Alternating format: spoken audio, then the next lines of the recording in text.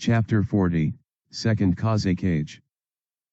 Both Hoka and Miko had arrived in the library sometime after Fujin. Unlike Fujin, they had guidance from their ninja parents. As they were talented enough, they were also guided by their respective clan elders. So they hadn't visited the village's library before, as all their jutsus were directly taught to them. However, this time, respecting Renjiro's wishes, the elders allowed these kids to go and research in the village library. Of course, they would discuss Miko and Hoka's plans with them before they talked to Renjiro. Hoka was reading the scroll on body flicker jutsu in section D. He thought, "Sigh, the library is full of ninjutsu. I tried reading scrolls on taijutsu, but they suck. Nothing comes close to our gentle fist style. Sigh, I don't want to waste my time on ninjutsu. I'll just tell sensei that I will learn body flicker jutsu." It was very cool when Fujin just blitzed everywhere. Also, if my enemy knows this jutsu, I won't be able to even touch him. Though father would probably still yell on me. Can't they get that I want to focus only on taijutsu? Miko, on the other hand, had directly arrived in section C and began looking for more fire release jutsus. She thought, why did my father make me search through jutsus here? Couldn't they just teach me stronger jutsus? However, while searching, she found something that surprised her. She thought, fire release, 4. Why is this jutsu in section C? Shouldn't it be a rank B jutsu and fire release, 5 jutsu be a rank A jutsu? She took the scroll and began reading it. On reading it, she was very satisfied. She thought, finally. This jutsu finally has some power behind it. The fire release, 4 jutsu was similar to fire release, 2 jutsu. Point 2 fingers and release a heat ray. However, in this stage the power was much higher. It was comparable to using a very hot kunai. Miko thought, with this, I could compete with Hoka and Fujin in close combat. Getting hit by this will be very painful and it'll be very hard to dodge in close range. Though I don't like to admit it, both of them are much stronger than me physically. And Hoka's gentle fist style is difficult to counter despite having Sharingan. With this jutsu, I could become as strong as them in close combat, and I am already superior to them in ranged combat. She then looked for other jutsus and decided to learn Flame Sphere Jutsu and Fireproof Jutsu, thinking, I don't have any defensive jutsus, so these might be a bit useful. Fujin ignored his teammates and began his search with the Kaze cages. He wasn't aware much about the Kaze cages. He thought, the syllabus didn't focus much on the past Kaze cages. In fact, they didn't talk about which jutsus were used by any foreign cage. I do recall Gaara, his father, and the third Kaze cage. However, not much was shown. Gaara manipulated sand, Raza manipulated gold, and his predecessor manipulated iron. And all their combat was based around that. I hope the first and second aren't the same. Also, it isn't probable for third and fourth Kaze cages to not know anything else. It took him a while to gather all the data on the 3 Kaze cages. He had already read about Raza in the bingo book. Sadly, the bingo book didn't maintain information on the dead. After almost 2 hours of going through various scrolls and trying to summarize it, Fujin understood. I see. So the first Kaze cage was a user of magnet release Keki I Genkai. He was the one who created Tsunagakuer. And unlike Hashirama, he did it with an iron fist. Many tribes and clans in the vicinity were forced to join in or evacuate. It seems like he wanted to keep the position of Kaze cage within his clan, as he had announced his second son as his successor. Sadly for him, Tobirama killed all 3 of his sons in a clash in the First War. And later on, he was killed by the second Tsuchikage's dust release in the same war. Not having anyone strong enough in the clan, they had to appoint a student of the first Kazekage as the second Kazekage. And at the same time, they began raising the first Kazekage's grandson for the third Kazekage's position. Though all the Kazekages have been an expert at wind release, it was the second one who was a true master of the wind. It seems that the legends from these scrolls came from him. In order to defend an important location, he had created a wind dragon so huge that its tail couldn't be seen at all. He could also create hundreds of wolves to attack enemy armies. He could fly, and had clashed with the second Tsuchikage a few times. And it seems like all the Danzo's vacuum jutsus came from the second Kazekage too. However, towards the end of the first war, Tobirama killed the second Kazekage. Though, despite that, they didn't surrender and retreated back into their deserts, where no one dared to march on them. So, how exactly did Konoha get these jutsus? It's very unlikely for Konoha and Suna to both have these jutsus.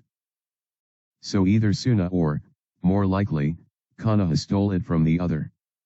Fujin thought a bit and reached three conclusions. Well, either Tobirama had an Uchiha keep an eye on him and copy his jutsus, or Tobirama used impure world resurrection to get those jutsus from him, or Suna was asked to hand these jutsus over after their disastrous loss in the Second War. Knowing Tobirama, I'd say it is very likely that he employed both the first two ways and Hiruzen took the opportunity provided in the Second War to show that Konoha has acquired these jutsus in a proper manner. Of course, I can't be sure that this is what happened.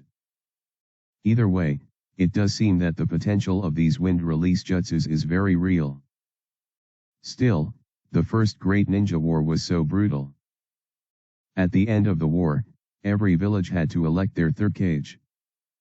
Only Tobirama and the second Raikage were alive, but they were killed during the peace talks when the Gold and Silver brothers revolted. Probably that's why the next wars weren't that intense. No Kage died in the second Great Ninja War and the third Raikage was the only Kage to die in the third Great Ninja War. I guess they did learn some form of constraint. Makes me wonder if the first war is the reason why Hiruzen talks so much about peace and why Onaki chose to just watch and be known as the fence-sitter instead of being more proactive. On validating the potential of the jutsus, Fujin decided to read one scroll up entirely to understand how the jutsu should be learned. After analyzing, he decided I'll start with Faithful Wind Blade Jutsu. It should assist in my samurai saber techniques training with Renjiro. Though, I'll need to confirm it with him first. Miko and Hoka had already left the library when Fujin was searching for information on the Kazekages. When Hoka reached home, his father asked, "So what have you decided to learn?" Hoka put up a very serious face, and said, "Father, I have decided to learn Body Flicker Jutsu." And then he paused.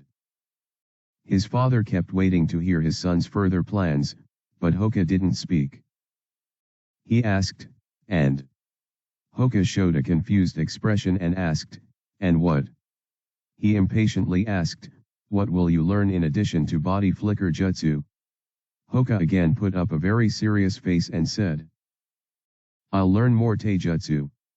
This statement finally broke his father's stoic expression, and got Hoka a punch right on his head.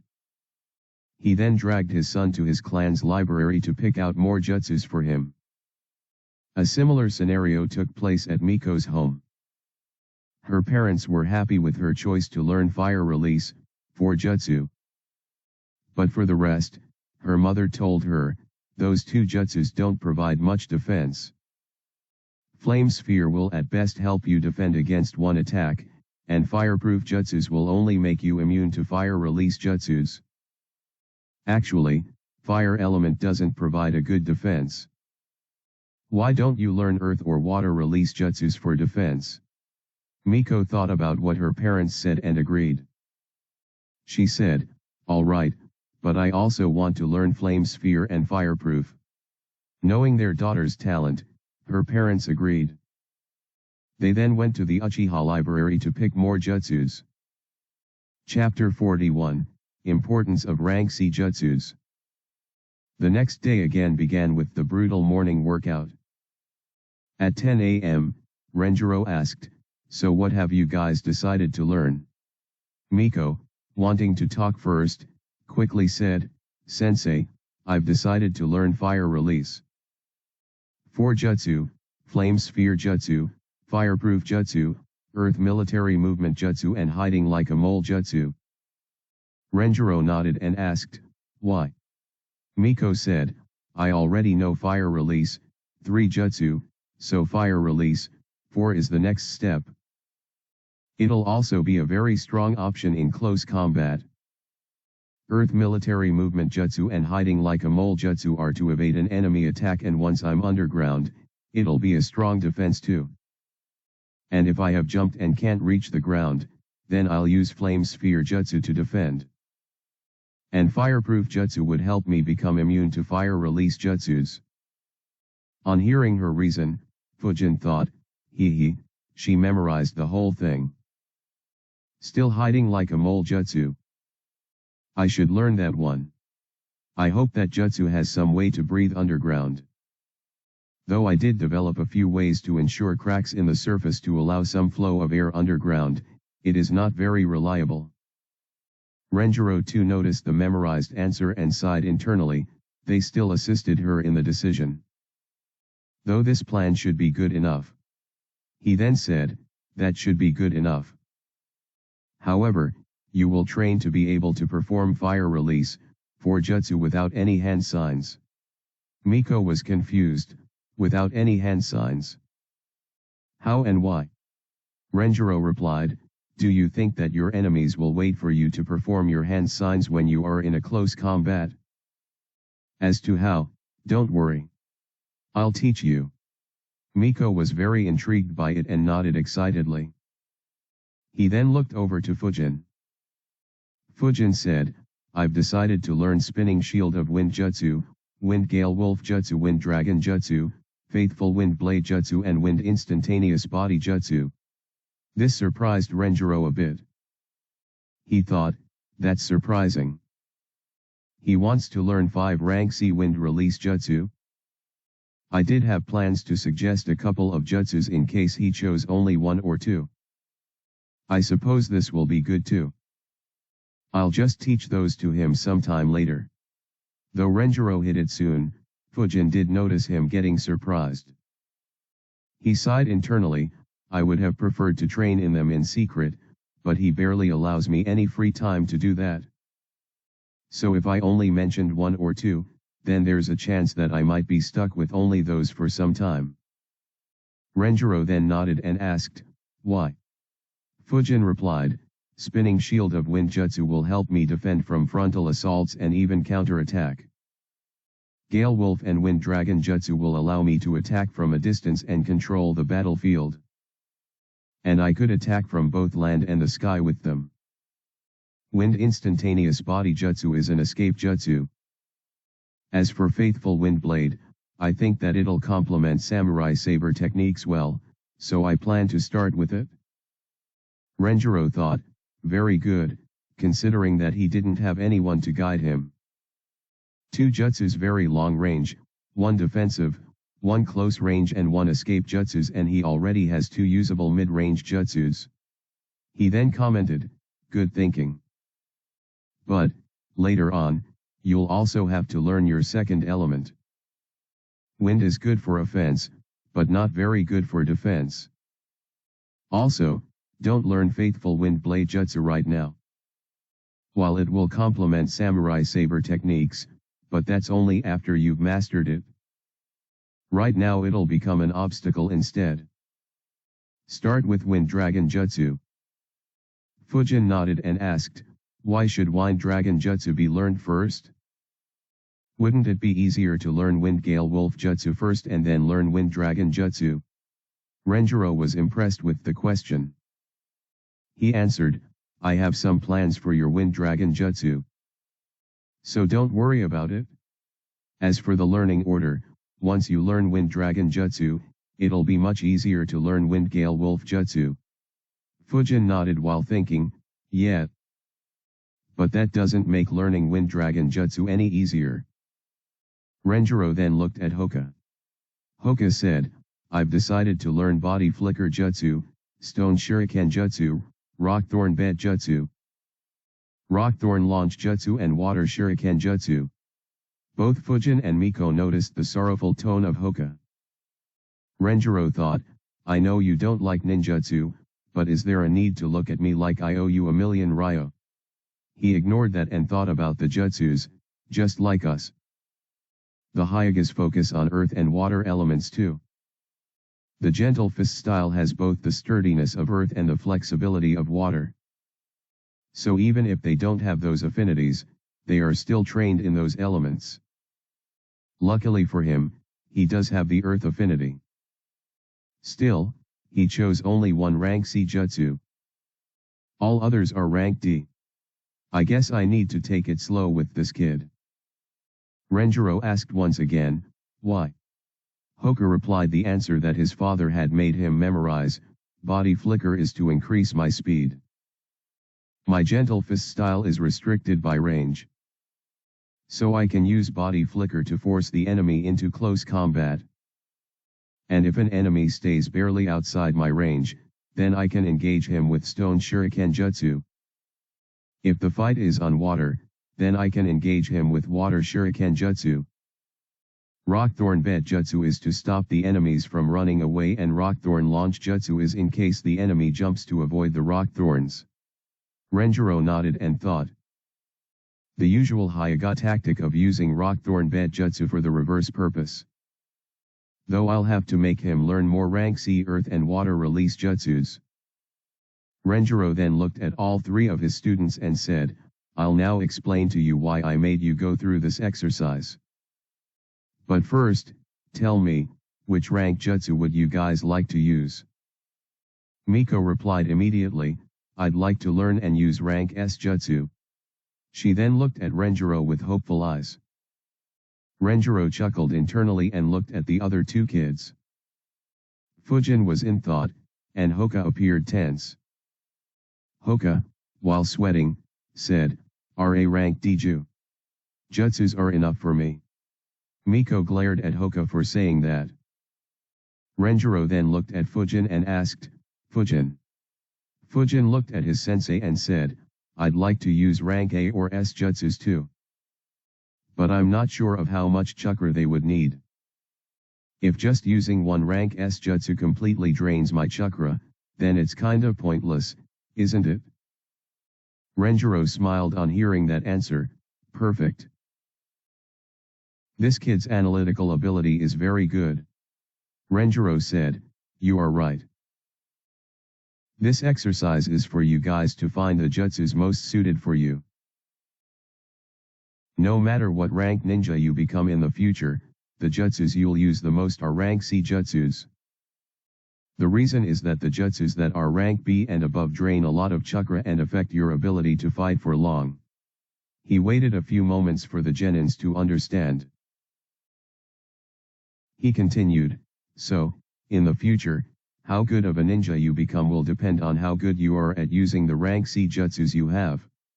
He then looked at Miko and said, it isn't about the number of rank C jutsus you know, but about how good you are at using them. He then looked at Fujin and said, Fujin, use your great breakthrough jutsu on those trees. Fujin nodded, made the hand signs, and released his great breakthrough jutsu. The jutsu created a lot of winds, causing the branches to shake wildly and a lot of leaves and twigs to fall down. The winds left deep cuts in most trees. After a minute, the winds died down. Fujin thought, alright, that's about 25% of my full power with this jutsu. Renjiro said, good, now watch this. Renjiro then made one hand sign, and then used great breakthrough jutsu himself. The power behind his jutsu was easily over 10 times of what Fujin had done.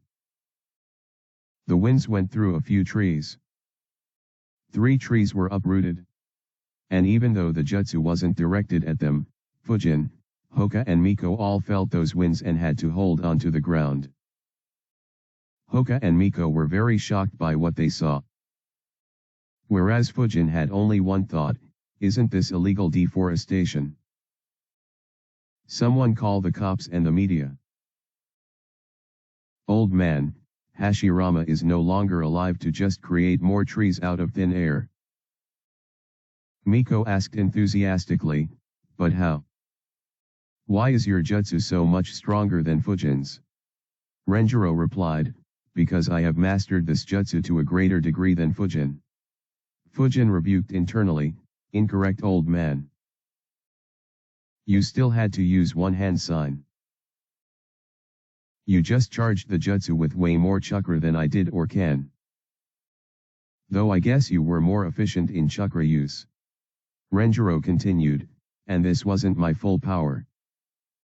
Nor have I completely mastered this jutsu. Had it been Lord Hokage, then he could have leveled this whole forest with just this jutsu.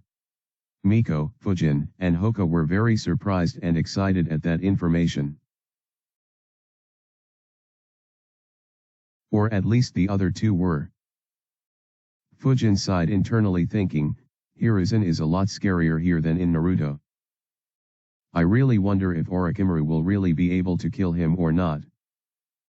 Satisfied with his students' reactions, Renjiro said, so this is why, you need to focus on learning and mastering the proper rank C jutsus.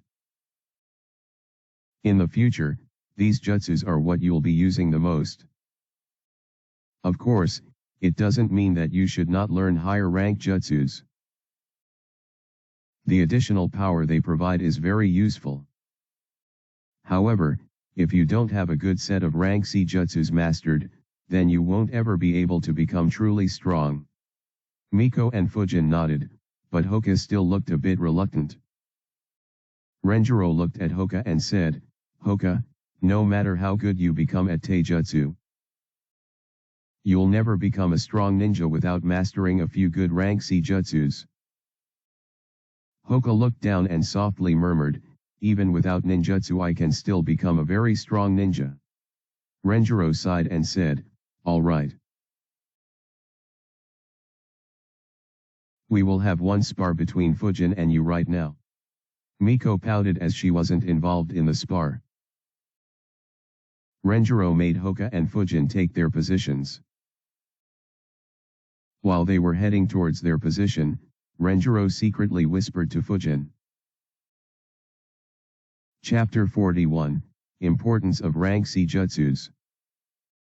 The next day again began with the brutal morning workout.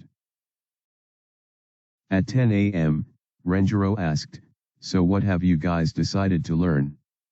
Miko, wanting to talk first, quickly said, Sensei, I've decided to learn fire release. 4 jutsu, flame sphere jutsu, fireproof jutsu, earth military movement jutsu and hiding like a mole jutsu. Renjiro nodded and asked, why? Miko said, I already know fire release, 3 jutsu, so fire release, 4 is the next step. It'll also be a very strong option in close combat. Earth military movement jutsu and hiding like a mole jutsu are to evade an enemy attack, and once I'm underground, it'll be a strong defense too. And if I have jumped and can't reach the ground, then I'll use flame sphere jutsu to defend. And fireproof jutsu would help me become immune to fire release jutsus. On hearing her reason, Fujin thought, she memorized the whole thing. Still hiding like a mole jutsu. I should learn that one. I hope that jutsu has some way to breathe underground. Though I did develop a few ways to ensure cracks in the surface to allow some flow of air underground, it is not very reliable. Renjiro too noticed the memorized answer and sighed internally, they still assisted her in the decision. Though this plan should be good enough. He then said, that should be good enough. However, you will train to be able to perform fire release, 4 jutsu without any hand signs. Miko was confused, without any hand signs. How and why? Renjiro replied, do you think that your enemies will wait for you to perform your hand signs when you are in a close combat? As to how, don't worry. I'll teach you. Miko was very intrigued by it and nodded excitedly. He then looked over to Fujin. Fujin said, I've decided to learn Spinning Shield of Wind Jutsu, Wind Gale Wolf Jutsu, Wind Dragon Jutsu, Faithful Wind Blade Jutsu and Wind Instantaneous Body Jutsu. This surprised Renjiro a bit. He thought, that's surprising. He wants to learn 5 rank C Wind Release Jutsu. I did have plans to suggest a couple of jutsus in case he chose only 1 or 2. I suppose this will be good too. I'll just teach those to him sometime later. Though Renjiro hid it soon, Fujin did notice him getting surprised. He sighed internally, I would have preferred to train in them in secret, but he barely allows me any free time to do that. So if I only mentioned 1 or 2, then there's a chance that I might be stuck with only those for some time. Renjiro then nodded and asked, why? Fujin replied, Spinning Shield of Wind Jutsu will help me defend from frontal assaults and even counterattack. Gale Wolf and Wind Dragon Jutsu will allow me to attack from a distance and control the battlefield. And I could attack from both land and the sky with them. Wind Instantaneous Body Jutsu is an escape jutsu. As for Faithful Wind Blade, I think that it'll complement Samurai Saber techniques well, so I plan to start with it. Renjiro thought, very good, considering that he didn't have anyone to guide him. 2 jutsus very long range, 1 defensive, 1 close range and 1 escape jutsus, and he already has 2 usable mid-range jutsus. He then commented, good thinking. But, later on, you'll also have to learn your second element. Wind is good for offense, but not very good for defense. Also, don't learn Faithful Wind Blade Jutsu right now. While it will complement Samurai Saber techniques, but that's only after you've mastered it. Right now it'll become an obstacle instead. Start with Wind Dragon Jutsu. Fujin nodded and asked, why should Wind Dragon Jutsu be learned first? Wouldn't it be easier to learn Wind Gale Wolf Jutsu first and then learn Wind Dragon Jutsu? Renjiro was impressed with the question. He answered, I have some plans for your Wind Dragon Jutsu. So don't worry about it. As for the learning order, once you learn Wind Dragon Jutsu, it'll be much easier to learn Wind Gale Wolf Jutsu. Fujin nodded while thinking, yeah. But that doesn't make learning Wind Dragon Jutsu any easier. Renjiro then looked at Hoka. Hoka said, I've decided to learn Body Flicker Jutsu, Stone Shuriken Jutsu, Rockthorn Bed Jutsu, Rockthorn Launch Jutsu and Water Shuriken Jutsu. Both Fujin and Miko noticed the sorrowful tone of Hoka. Renjiro thought, I know you don't like ninjutsu, but is there a need to look at me like I owe you a million ryo? He ignored that and thought about the jutsus, just like us. The Hyagas focus on earth and water elements too. The Gentle Fist style has both the sturdiness of earth and the flexibility of water. So even if they don't have those affinities, they are still trained in those elements. Luckily for him, he does have the earth affinity. Still, he chose only 1 rank C jutsu. All others are rank D. I guess I need to take it slow with this kid. Renjiro asked once again, why? Hoka replied the answer that his father had made him memorize, Body Flicker is to increase my speed. My Gentle Fist style is restricted by range. So I can use body flicker to force the enemy into close combat. And if an enemy stays barely outside my range, then I can engage him with stone shuriken jutsu. If the fight is on water, then I can engage him with water shuriken jutsu. Rockthorn bed jutsu is to stop the enemies from running away, and rockthorn launch jutsu is in case the enemy jumps to avoid the rockthorns. Renjiro nodded and thought. The usual Hyuga tactic of using rockthorn bed jutsu for the reverse purpose. Though I'll have to make him learn more rank C earth and water release jutsus. Renjiro then looked at all three of his students and said, I'll now explain to you why I made you go through this exercise. But first, tell me, which rank jutsu would you guys like to use? Miko replied immediately, I'd like to learn and use rank S jutsu. She then looked at Renjiro with hopeful eyes. Renjiro chuckled internally and looked at the other two kids. Fujin was in thought, and Hoka appeared tense. Hoka, while sweating, said, RA rank Diju. Jutsus are enough for me. Miko glared at Hoka for saying that. Renjiro then looked at Fujin and asked, Fujin. Fujin looked at his sensei and said, I'd like to use rank A or S jutsus too. But I'm not sure of how much chakra they would need. If just using one rank S jutsu completely drains my chakra, then it's kind of pointless, isn't it? Renjiro smiled on hearing that answer. Perfect. This kid's analytical ability is very good. Renjiro said, you are right. This exercise is for you guys to find the jutsus most suited for you. No matter what rank ninja you become in the future, the jutsus you'll use the most are rank C jutsus.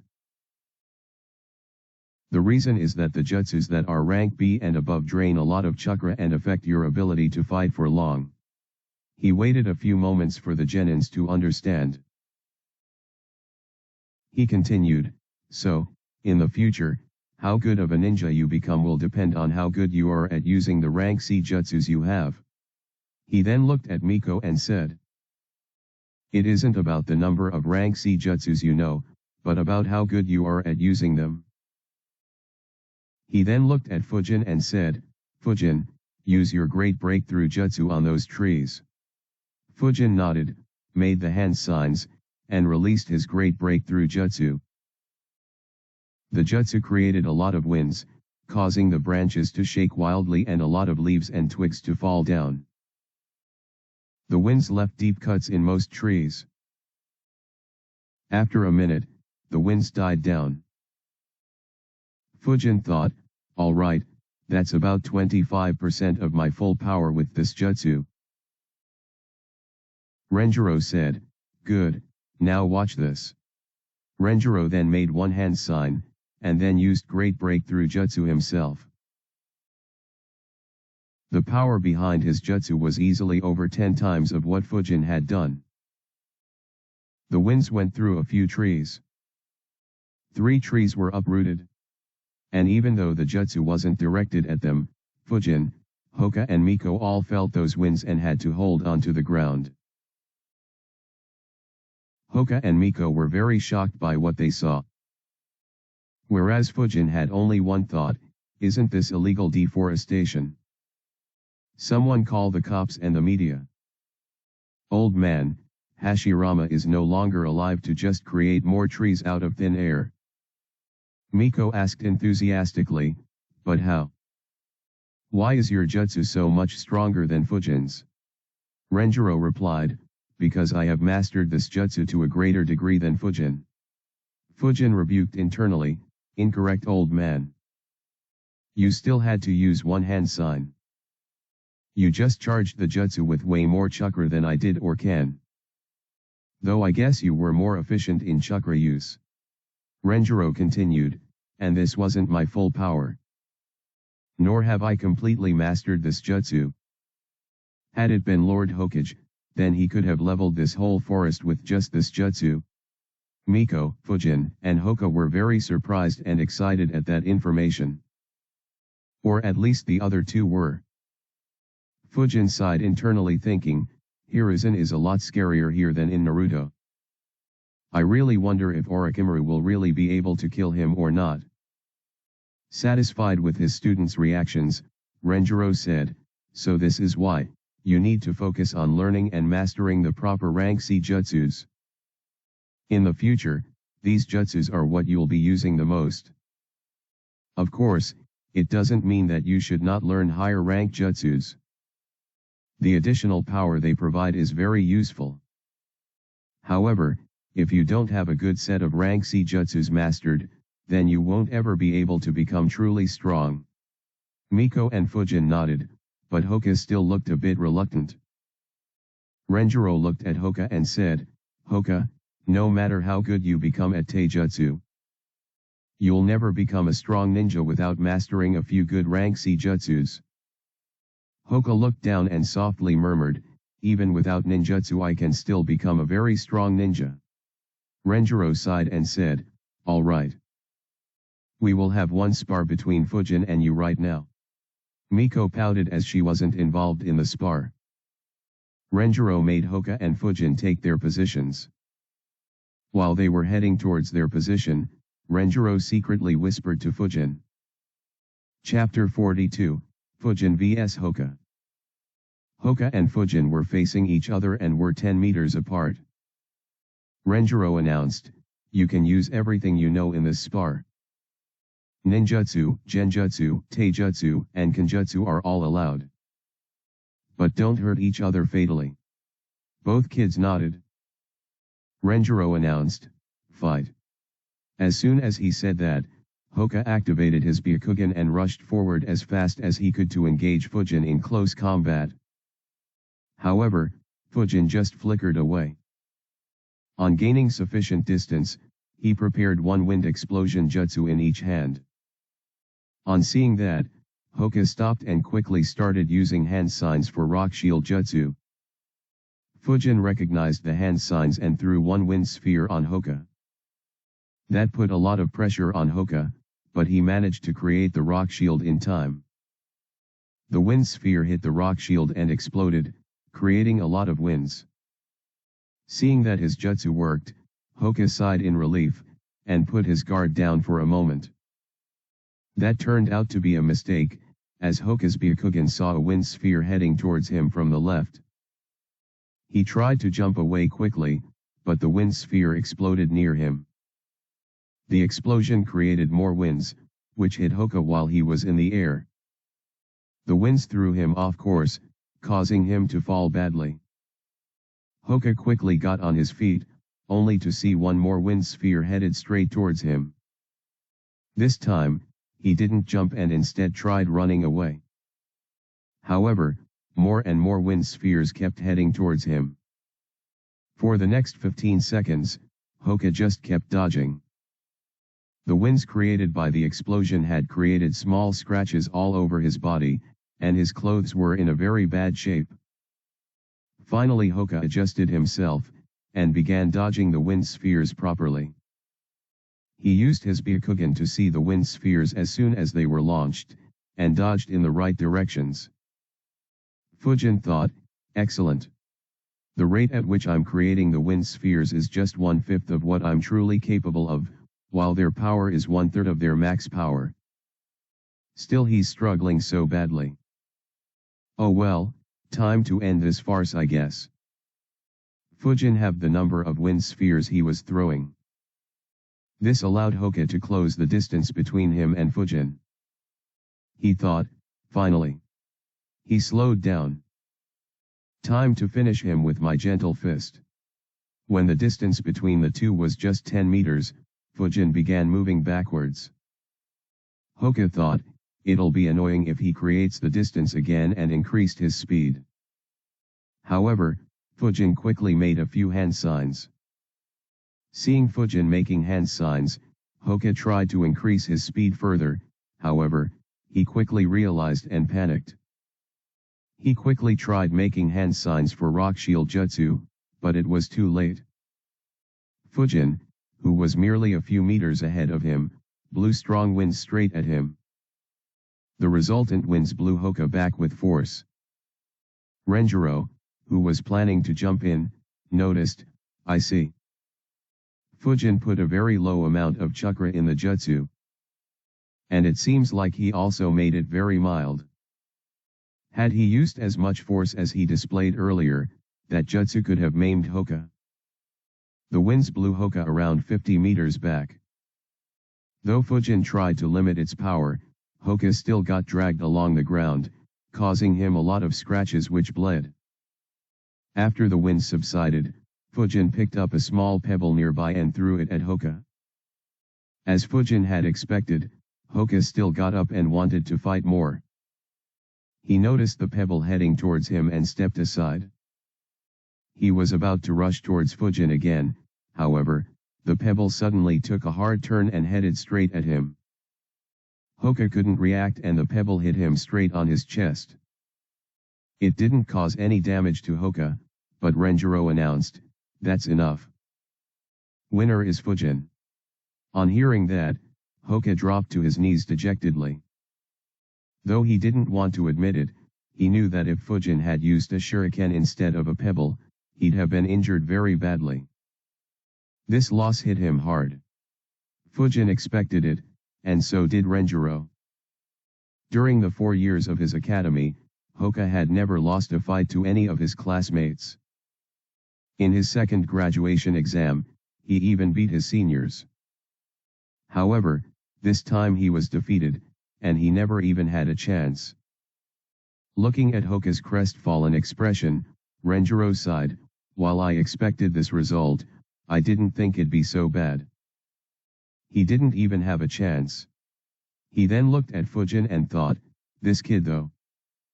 Even though I asked him to maintain distance while fighting, I didn't expect him to do this well." He controlled the flow of the whole battle, and had Hoka moving exactly how he wanted. He even threw a sphere on Hoka's defense on purpose, just to get his guard down.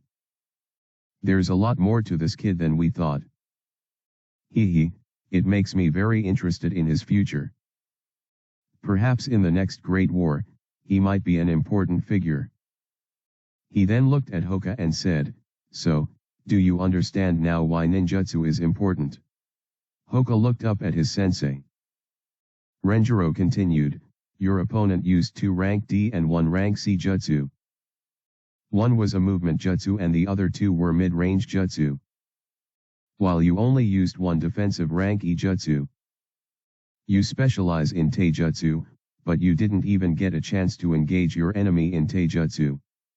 Hoka nodded sadly. Renjiro then put up a kind smile and said reassuringly, "I know that you like taijutsu a lot. And I support your enthusiasm for it. But you need to know ninjutsu too in order to be able to use your taijutsu effectively. There hasn't been any ninja who has become strong by only focusing on taijutsu and neglecting everything else." While he was saying that, he secretly thought, though there was one ninja who could challenge what I said. Might do, he killed 4 swordsmen of the mist and forced the remaining 3 to run away. Just like Minato was credited for our victory against IWA, To can be credited for our victory over Kiri. They never dared to ever fight us again after that incident. Though, I would still stand by what I said to Hoka. Despite To being as strong as he was, he still struggled at completing normal missions. Not knowing any good genjutsu or ninjutsu and just depending on taijutsu is a bad idea. His son, despite preferring taijutsu and mostly using it, does know a decent amount of ninjutsu. But if his taijutsu keeps advancing at the same rate, he might make what I said invalid. Hoka nodded his head and said with determination, "Yes, sensei. I will work hard on my ninjutsu too."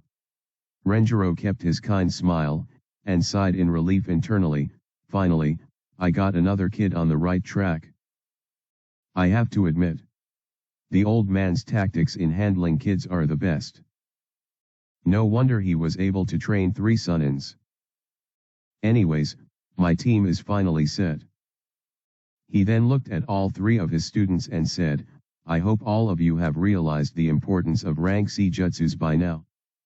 Fujin, Hoka, and Miko nodded. Renjiro continued, in terms of ninjutsu, your next focus will be on learning and mastering rank C jutsus. Until I say otherwise, none of you will attempt to learn a rank B or higher jutsu. He then advised the kids more and ended the day by saying, this will be your today's assignment. Fujin, you and Miko will take Hoka to the village hospital and see that his wounds are tended to. And Fujin, meet me here at 2 p.m. He then flickered away. On the way to the hospital, Hoka was walking in an awkward manner. The morning training followed by getting several cuts took its toll. Seeing him wobble, Fujin said, sorry about that. Hoka replied, it's okay. Don't worry about it. Miko said, yeah, it's just a few cuts. Stop wobbling and walk faster. Hoka, however, replied with his usual stoic face, perhaps if I slept for over 2 hours during the morning workout, I might have been able to walk properly. Hearing that, Fujin chuckled, while Miko became very embarrassed. Fujin and Miko accompanied Hoka in the hospital. Hoka was asked to go to a ward. First a civilian doctor arrived, and cleaned all his wounds up.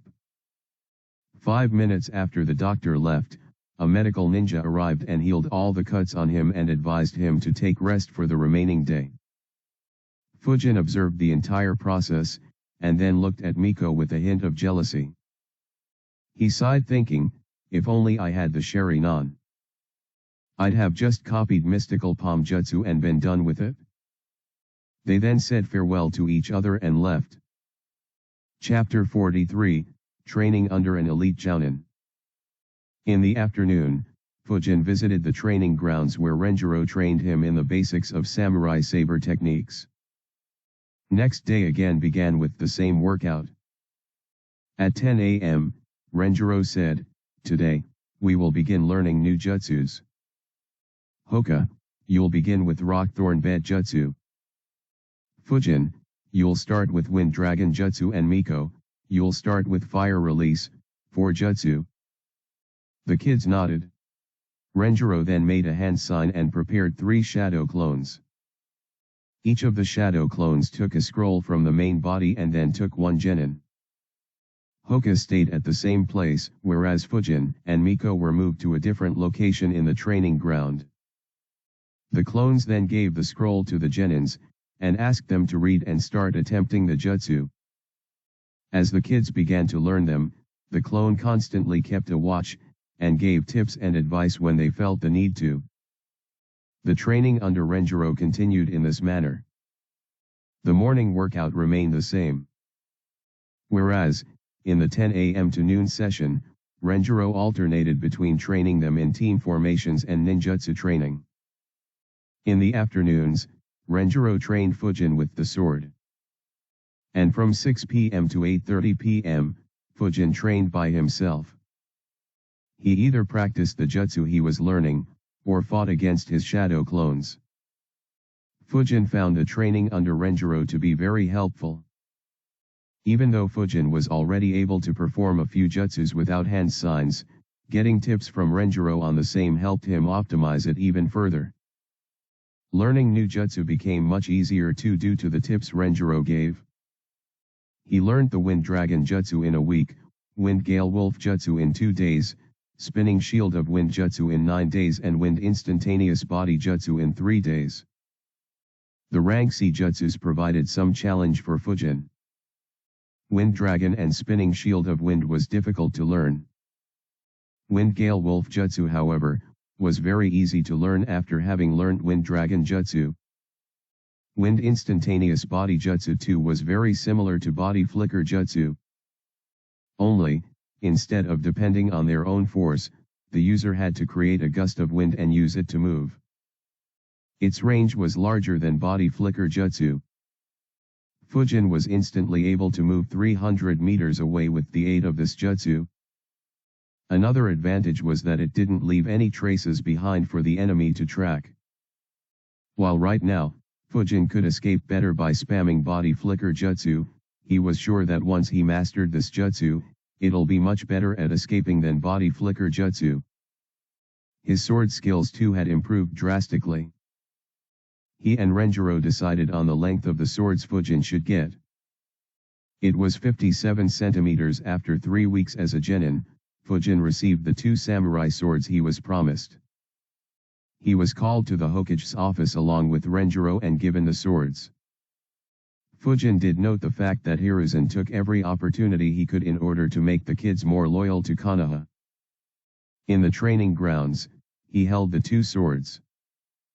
Even though he wasn't an expert in swords, he clearly felt that these 2 were much better in quality. On that day, Renjiro began teaching Fujin chakra flow. Fujin, who already knew it, calmed himself and acted like it was the first time he was seeing it. He thought, I am not sure I can hide my skill from him. I guess I should just not do what I know and follow his instructions to the T. Luckily for Fujin, Renjiro's methods to create chakra flow was much different from what he had tried. It was also much more suitable. So he just honestly tried that method.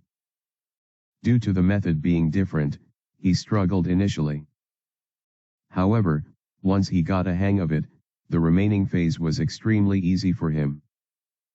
In merely 3 days, he managed to flow his chakra through his new swords. He noticed, wow, this is so easy with this sword. Renjiro, on the other hand, was very shocked. He thought, the hell? He learned chakra flow in merely 3 days? Even assuming that he trained at home, he couldn't have trained for more than 15 hours. He tried to make sense of it. Did he already know it? He tried analyzing, and concluded no. His struggle initially was very real. It's just that after he managed to do it a little bit, the rest became very easy for him. It's as if it was second nature to him. His analysis shocked him even further. He finally chuckled and thought, Master Mifune, it seems like I have picked up a student more talented than anyone in the land of iron. With that thought, he began laughing loudly. Ha ha ha ha ha. That laugh did attract Fujin's attention. He thought, did he notice? No, that shouldn't be it. I guess it's my talent. Sigh, there was no other choice. Still, he doesn't need to laugh like a retard. Renjiro noticed Fujin looking at him with a concerned look, as if he was wondering whether his sensei needed some medical attention. He said, don't worry about it, kid. I just recalled an old geezer who was bragging about the talents in his village. Anyways, now that you have learned chakra flow, we'll work towards mastering it. The intensity of the training too will increase a lot. Fujin nodded. From that day onwards, Renjiro became much more enthusiastic in teaching the samurai saber techniques to Fujin. That also meant that the training became much tougher. It almost became half as intense as the morning workout. Miko and Hoka too made a lot of progress. Miko learned all her jutsus within the first 2 weeks, whereas Hoka needed a month to learn his. Learning body flicker made Hoka a much better ninja. By the end of the month, Miko finally managed to get through the entire morning workout. As soon as she did that, Renjiro asked her to start activating the training seal to 1% of its maximum capacity. Poor girl's joy at completing the workout quickly turned to horror. He had increased the pressure on Hoka's and Fujin's bodies too by making them increase the pressure of their seals to 32% and 15% respectively. A/N, I'll call that seal training seal from here onwards. Probably should have named it when I introduced it. Apart from the personal improvements, the squad had also improved as a team. Within the first week, all the basic 4-man and 3-man formations were drilled into the trio. After that, Renjiro began working on their teamwork and combination attacks. A lot of exercises and spars were conducted to improve teamwork. For combination attacks, Fujin and Miko were made to combine Wind Dragon and Fire Dragon jutsus. It took a few days to learn, but the result was excellent. The Fire Dragon was enhanced by the Wind Dragon, nearly doubling its size. Its power was around 4 times the power of both the jutsus individually. The dragon could shoot wind explosion jutsu from its mouth, however, instead of normal winds, it was made of incredibly hot winds. On their first experiment, they nearly caused a forest fire. Luckily Renjiro was closely monitoring this training and quickly used waterfall jutsu to douse the fire. Seeing that, Fujin thought, isn't this very similar to Scorch style? I guess, only the power is lacking. Fujin looked at Renjiro and asked, Sensei, is it possible for only one ninja to perform this combination jutsu? And I mean without using clones. Miko was very intrigued by this question and paid attention. Renjiro answered, yes, it is possible. You have to use both the nature transformations at the same time and release them together. One way to do it is by doing hand signs for Fire Dragon Jutsu with one hand, and for Wind Dragon Jutsu with the other. But don't worry about it for now. This is too advanced. You can't do it right now. This answer surprised Fujin. He quickly asked, but sensei, wouldn't using 2 elements at the same time be a Keki I Genkai? How can anyone do that without having the bloodline? Renjiro answered, this ain't Keki I Genkai. It's merely using 2 elements to complement each other. For example, the Yuki clan has Ice Release Keki I Genkai. Ice Release is a combination of water and wind. However, if you combine wind and water dragons, all you get is a water dragon that cuts very sharply. There is no sign whatsoever of any ice forming. Combination jutsus merely enhance each other, whereas Keki I Genkai bring a qualitative change to create something very different. On hearing that answer, Fujin fell into his thoughts, I see. So it's possible to combine jutsus in this manner. I didn't know it was possible. This does open up more options for me. I guess I need to start training other elements too. Wind works great with both fire and water. I wonder if it's possible to make it work along with lightning too. Sadly, I don't think there's a lot of scope in using the wind element with earth. I wonder when I'll be ready to learn this though. Would showing off all my cards make him teach it to me? Though, not having hidden cards in a world as dangerous as this will suck. He asked, Sensei, when do you think I'll be ready for this? If I learn a second element now, would I be able to do this combination jutsu by myself? Renjiro shook his head and said, don't think about this right now. Think about this only after you become a jounin. Your skills in chakra control, chakra molding will need to improve a lot before you begin practicing this. The amount of chakra you have will also need to be much higher. So as I said earlier, for the time being, you'll only be mastering rank C jutsus.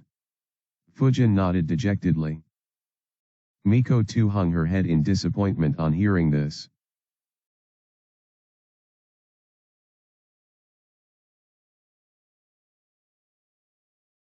Chapter 45, The First Mission. Exactly 1 month had passed since Renjiro had begun training his genins.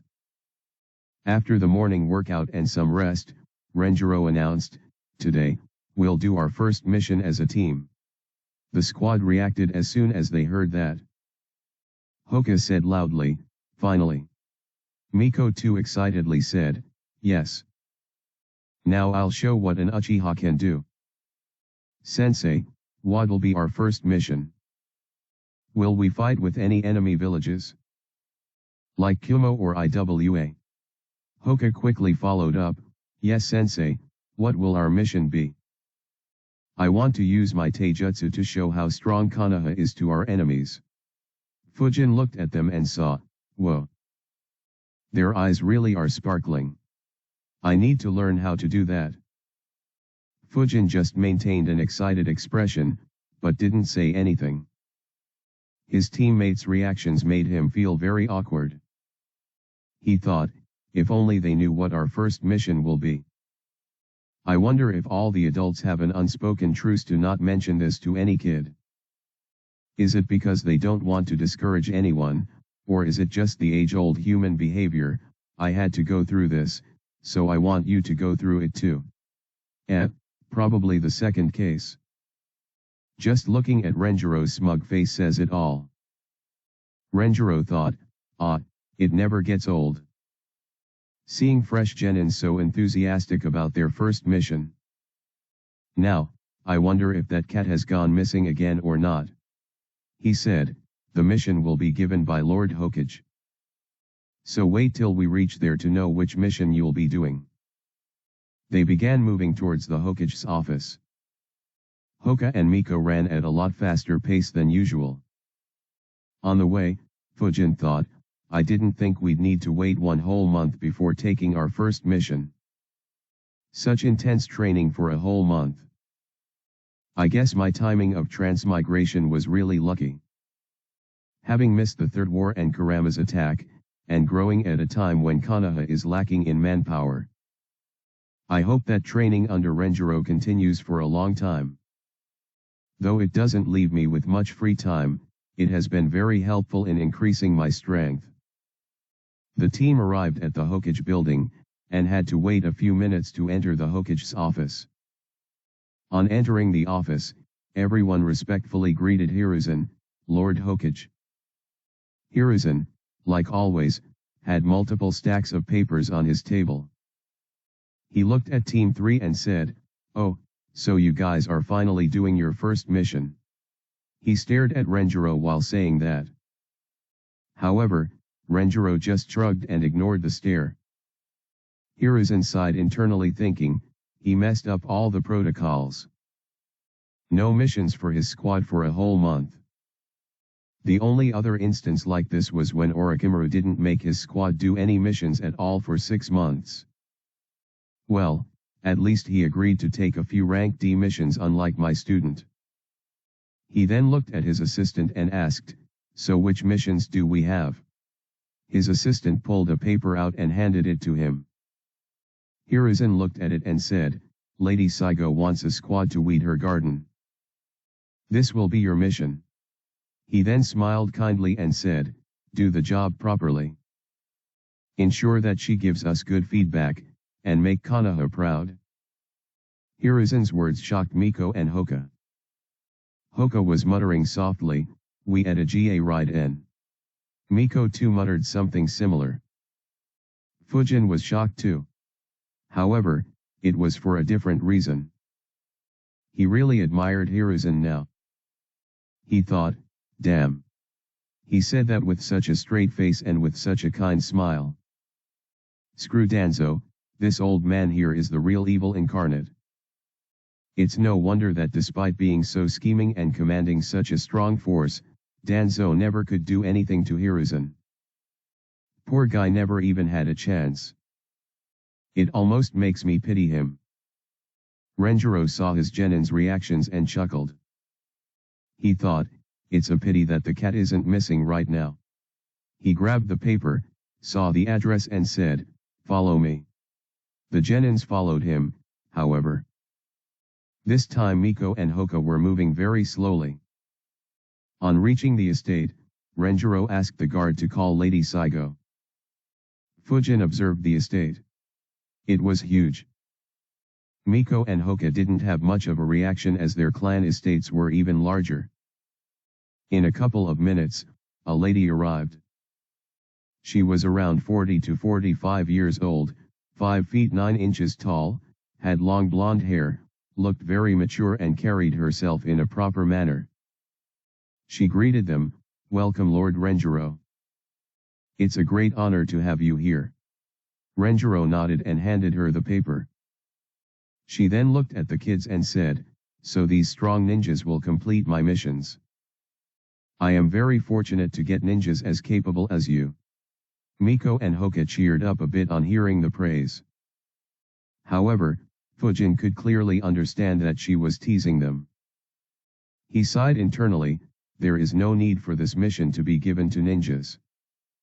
The only reason why she did that is for her own amusement.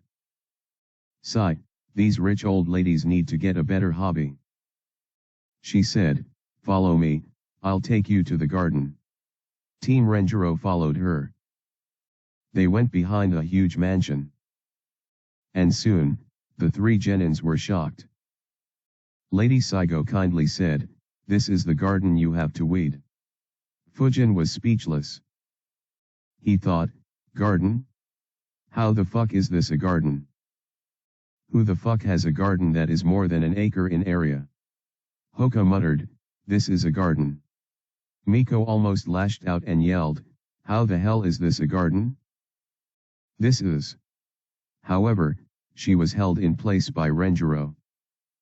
Lady Saigo suddenly showed a sad face and said, I actually wanted it to be at least 5 acres. Sadly, that much land wasn't available in Konoha. It, once again, left the genins speechless. Miko was pissed even further. Renjiro just chuckled and said, that's enough talk. Get to work.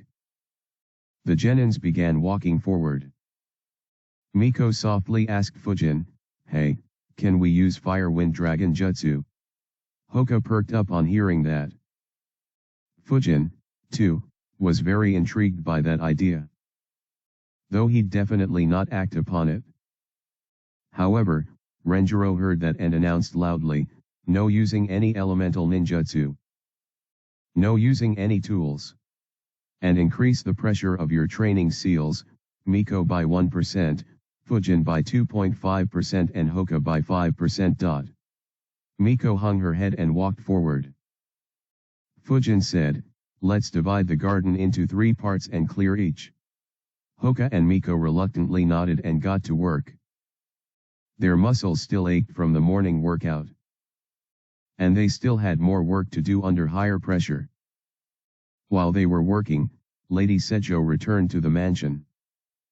She entered a balcony that faced the garden, and asked her servants to arrange a chair, an umbrella, and a few snacks for her and Renjiro.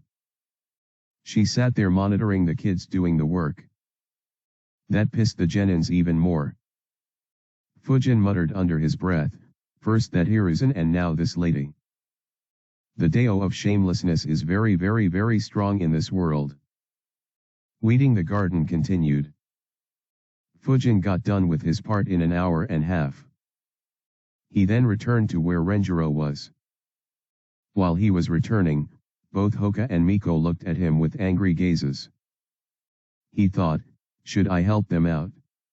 After a few seconds he dismissed that thought, nope, there's no need to. He just ignored them and left the garden. He found a clean spot and sat down.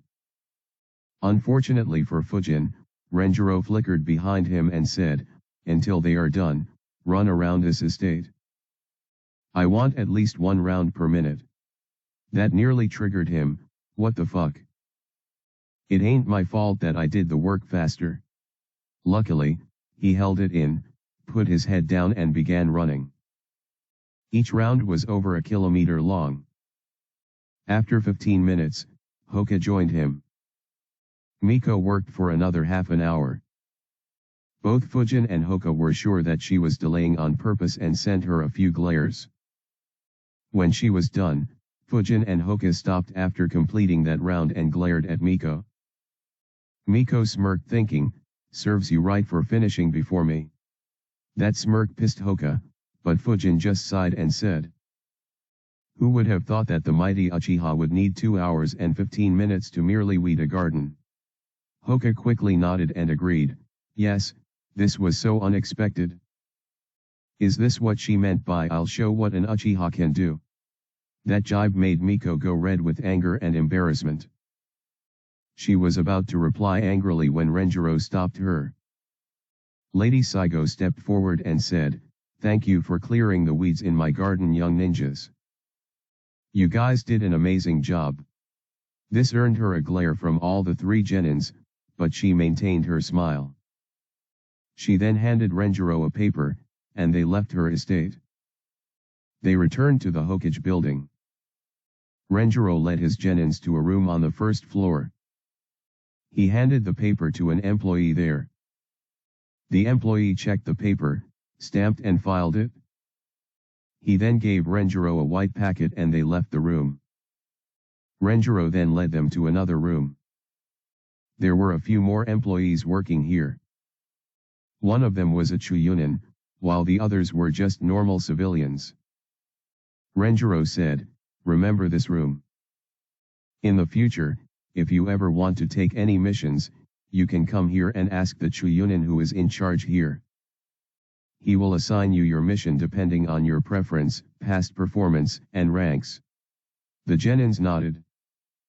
They then moved to the ground floor. Renjiro said, "That's it for today. From now onwards, we'll be doing one mission every week. The remaining training continues as usual.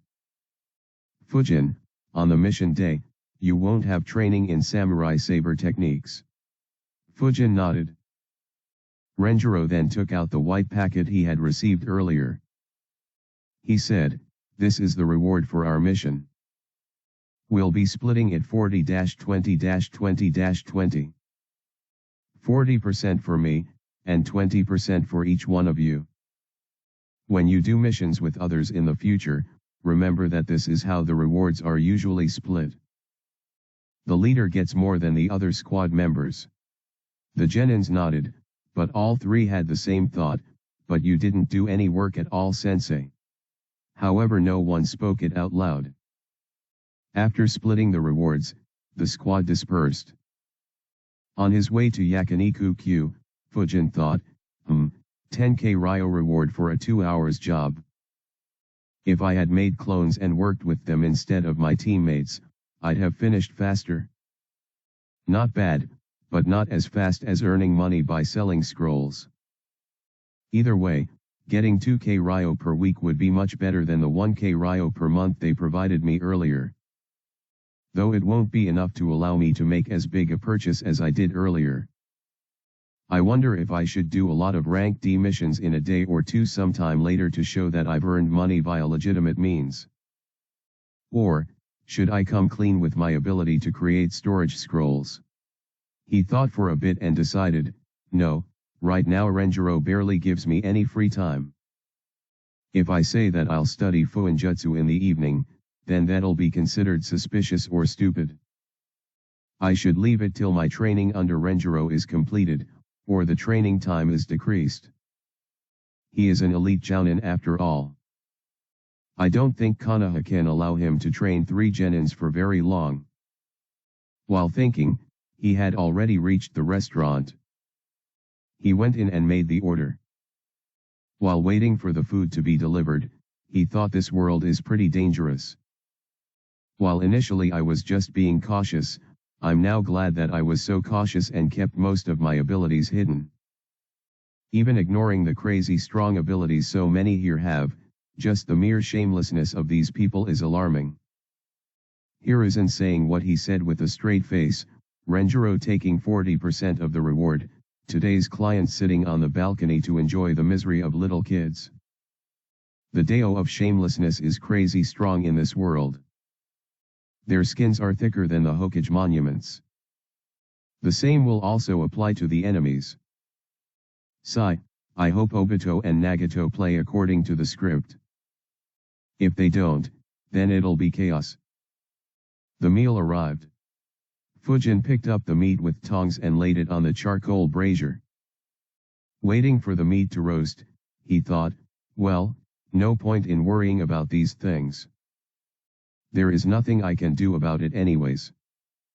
Let's just hope for the best.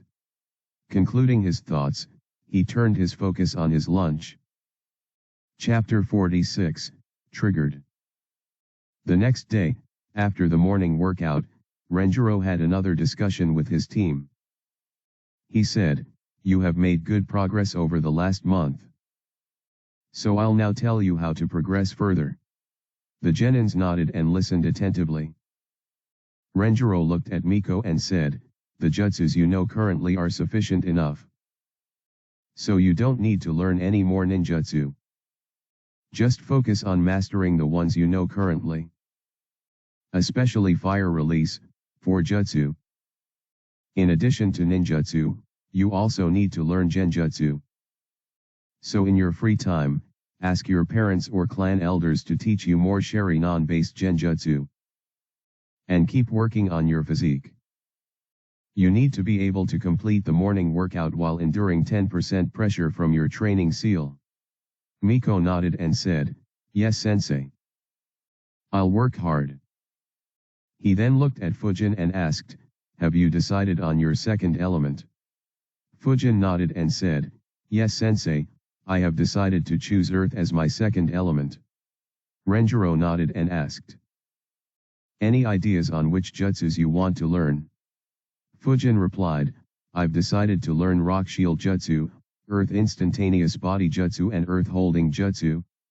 Renjiro asked, "Why?" Fujin replied, "Rock shield jutsu will provide me with a very good defense. Earth instantaneous body jutsu is a movement jutsu. And I can use earth holding jutsu to trap the enemies, or keep me and my squad on the ground." Renjiro thought for a few seconds and said, "Rock shield jutsu will be good for you. But why do you want to learn earth instantaneous body jutsu? You already have 2 movement jutsus. Also, earth holding jutsu is very slow to actually trap anyone capable enough. So it isn't very useful. So why do you still want to learn it?" Fujin replied, "Well, there's no harm in learning more movement jutsus. Also, escaping through the ground will also provide a good defense as well as stealth. If the enemy isn't a sensor, it can also be used to sneak up on the enemy. As for earth holding jutsu, my main aim is to split the enemy's attention and have him keep an eye on the ground. Especially if I can do it without hand signs. I also wonder if I can suppress its chakra signature to perform it very stealthily. If I can trap the enemy momentarily, it'll be enough for us to incapacitate him." Renjiro thought, Nice thinking once again. Though learning a third movement jutsu is wasteful even with his explanation. Renjiro nodded and said, "All right then. Rock shield jutsu you can learn by yourself. The remaining 2 will be learned under my supervision. In addition to these, we'll work on mastering the jutsus you already know." Finally, Renjiro looked at Hoka and said, "Hoka, your current status in ninjutsu is much better than before we began the training. However, it's still not enough." Hoka nodded and paid attention. Renjiro continued, "You will learn 4 more earth release jutsus. They will be boulder throw jutsu, quicksand jutsu, stone spear jutsu and earth instantaneous body jutsu. Boulder throw is a mid-range offensive jutsu. Quicksand is a trapping jutsu. Stone spear is a mid-range jutsu and earth instantaneous body is a movement jutsu." Hoka sighed and nodded. Renjiro smiled and said, "Don't worry. These would be the only rank C jutsus I'll force you to master. I will advise you to learn more in the future, however the decision is in your hands. Learning rank C water release jutsus will help you. In addition, once you have mastered these earth jutsus, you should learn 2 rank B earth release jutsus. The first is earth dragon jutsu, which will increase your capabilities in fighting a ranged battle. And earth wall jutsu, which is one of the best defensive jutsus in existence. They will complement your gentle fist style perfectly and you can then focus entirely on your taijutsu." Hoka showed a look of determination and replied, "Yes, sensei.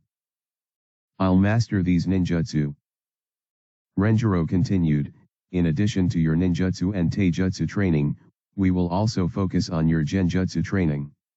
He wanted to continue, however. Hoka's expression was a sight to see after hearing that.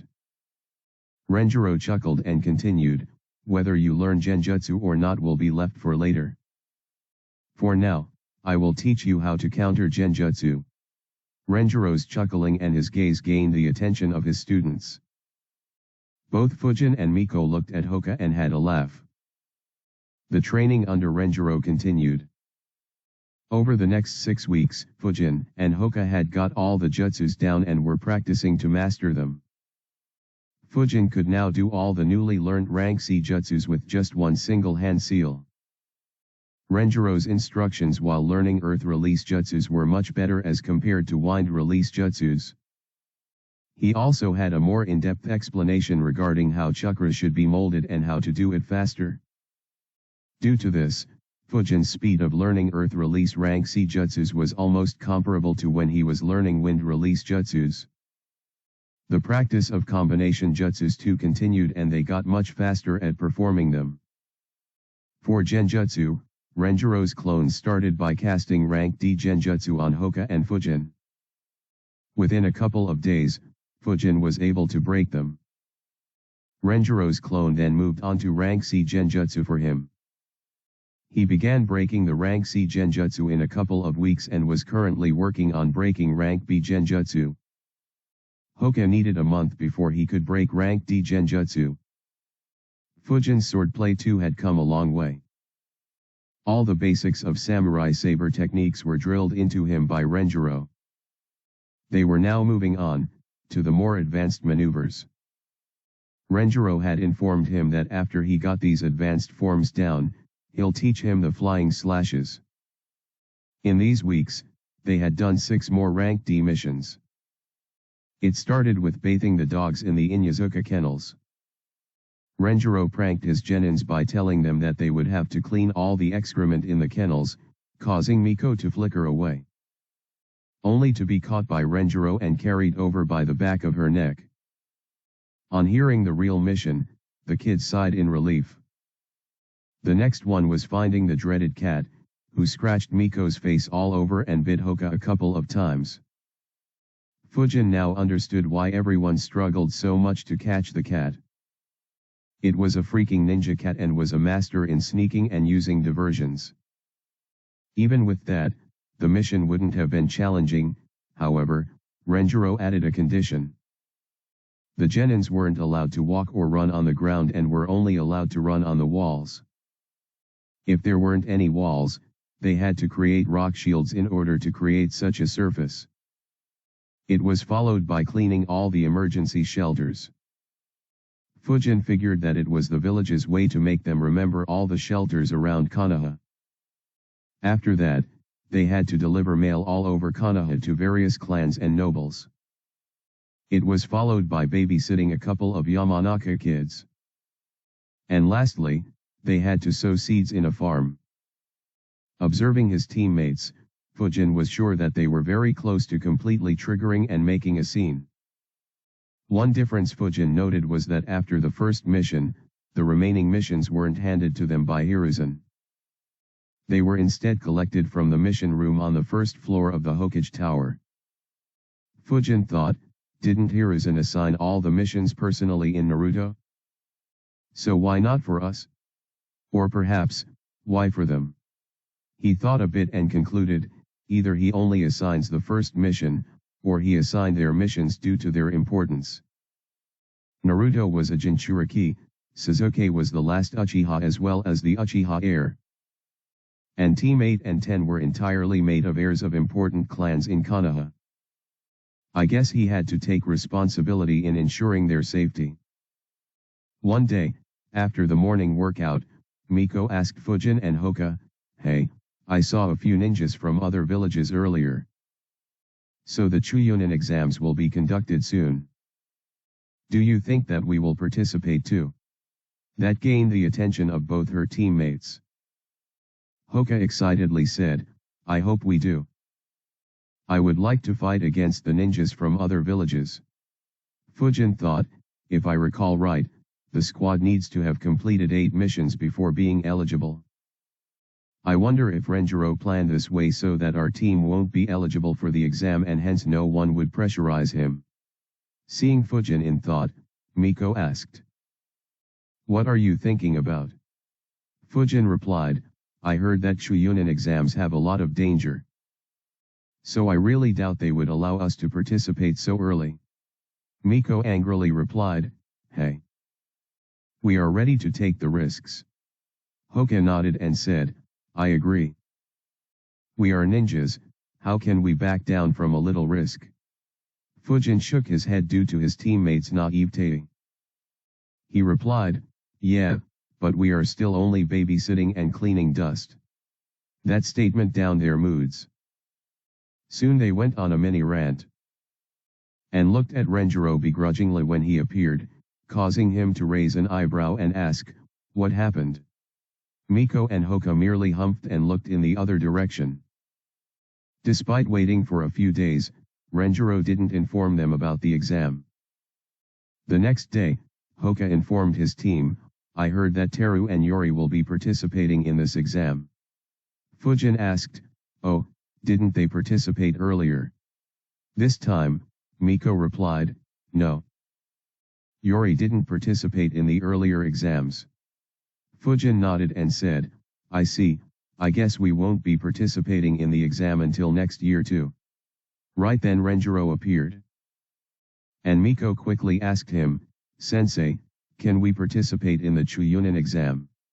Renjiro shook his head and said, no, you guys aren't ready yet. Miko replied, why? We are very ready, Sensei. Renjiro denied her again and said, I'll be the judge to decide that. No more questions. The next day, when they visited the mission room, the Chuyunin in charge searched for a mission and said, Team Renjiro, your next mission is to babysit the newborn of Lord. However, he was cut. Miko finally had enough. She yelled, hey you. Why the hell do you always give us such lame missions? Which ninja babysits kids? Get a nanny to do that. The Chuyunin replied with authority, brat, you are just a. However, he was again cut, this time by Hoka. He commented with a stoic face, I agree with Miko. This is a mockery of our skills. Fujin observed Renjiro's reactions, and saw that he was chuckling.